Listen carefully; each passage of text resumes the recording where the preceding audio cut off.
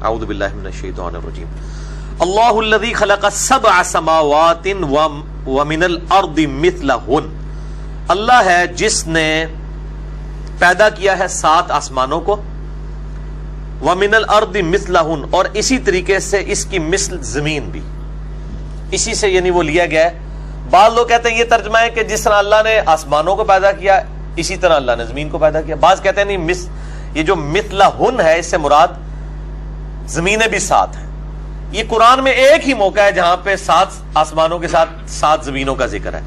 باقی پورے قرآن میں زمین سنگولر کے سیغے کے ساتھ آتی ہے، کیونکہ miracle plant in this universe, وہ یہی ارتھ ہے جہاں پہ زندگی اس حوالے سے آباد ہے جس کو ہم جانتے ہیں.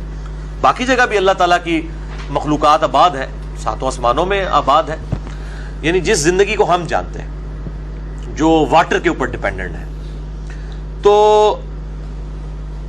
یتنزل الامر بینہن، ان تمام میں اللہ تعالیٰ کے احکامات نازل ہوتے ہیں.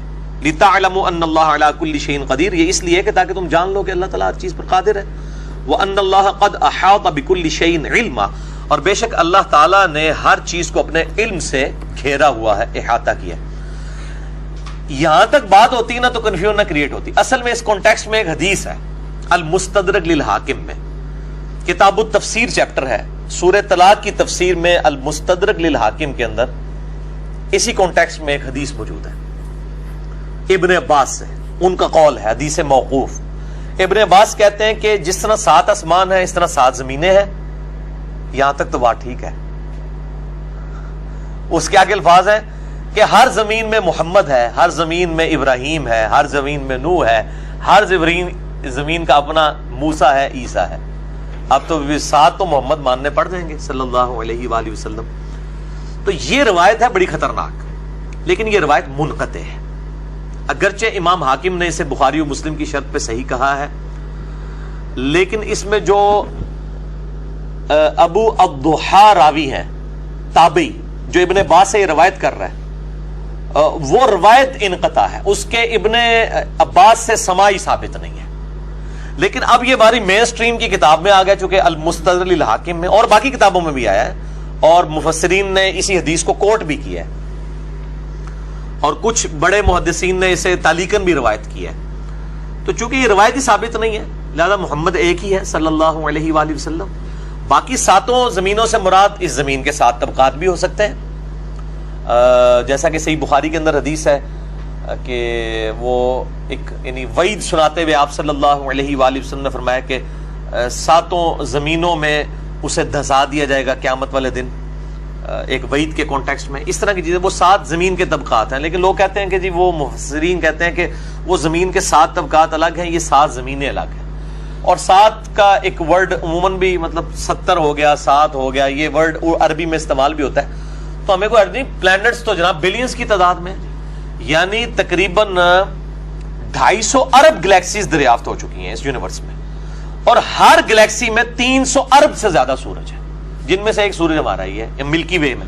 اس طرح کے 300 ارب اور سورج ہیں صرف اس ملکی وے ہماری گلیکسی میں، اور اس طرح کی 250 ارب گلیکسیز اور ہیں. وہ تو آپ سائنٹسٹ کہتے ہیں کہ سمندر کے جو ساحل سمندر کے کنارے پہ جو ریت کے ذرات ہیں وہ کم ہے، اور زمین جو کائنات میں پلانٹس اور سیارے اور سٹارز اس سے زیادہ دریافت ہو چکے ہیں. تو عین ممکن ہے کہ اس طرح کے مطلب معاملات ہوں. باقی جو یہ وہ اتنا خطرناک معاملہ نہیں تھا. خطرناک معاملہ یہ تھا جو حدیث میں الفاظ ہیں کہ ہر زمین میں ایک نوح ہے، ہر زمین کا اپنا محمد ہے، عیسیٰ ہے، موسیٰ ہے، محمد ہے صلی اللہ علیہ وآلہ وسلم. تو یہ ایسا نہیں ہے، محمد ایک ہی ہے الحمدللہ، اور وہ اسی روئے ارض پہ جو اللہ تعالیٰ کی کریشن کا کلائمیکس ہے. یہ کرۂ ارض از اے میریکل پلانٹ. ہماری زمین ہے نا، اگر اس کا نقشہ اس طریقے سے پھیلا کے ریکٹینگولر ڈرا کیا جائے تو خانہ کعبہ شریف آلموسٹ سینٹر میں آتا ہے. ٹھیک ہے، تو چلیں یہ ایک بائی چانس بھی ہو سکتا ہے اور کوئی گاڈ کا پلان بھی ہو سکتا ہے. تو یہ ڈیٹیلز ہمیں نہیں بتائی گئی ہیں. بخاری مسلم میں جو واقعہ معراج سے متعلق احادیث ہیں جن میں آپ صلی اللہ علیہ وآلہ وسلم کا یعنی سدرۃ المنتہا تک جانا ہے، وہاں پہ بیت المعمور کا ذکر ہے کہ وہ فرشتے وہاں پہ طواف کرتے ہیں، وہ فرشتوں کا قبلہ ہے، اور جب فرشتے زمین پہ آتے ہیں پھر اس کا طواف کرتے ہیں اور ادھر وہ نماز ادا کرتے ہیں. تو مطلب اس طرح کی کوئی ڈیٹیل نہیں ہے کہ وہ کائنات کا کوئی مرکز ہے، اس طرح کی ڈیٹیلز نہیں بتائی گئی ہیں. تو باقی یہ بھی ہے کہ اس میں یہ بھی الفاظ موجود ہیں بخاری مسلم میں کہ روزانہ 70,000 فرشتے آ کے طواف کرتے ہیں بیت المعمور کا، اور جس کی ایک بار باری آتی قیامت تک دوبارہ نہیں آئے گی اس کی باری.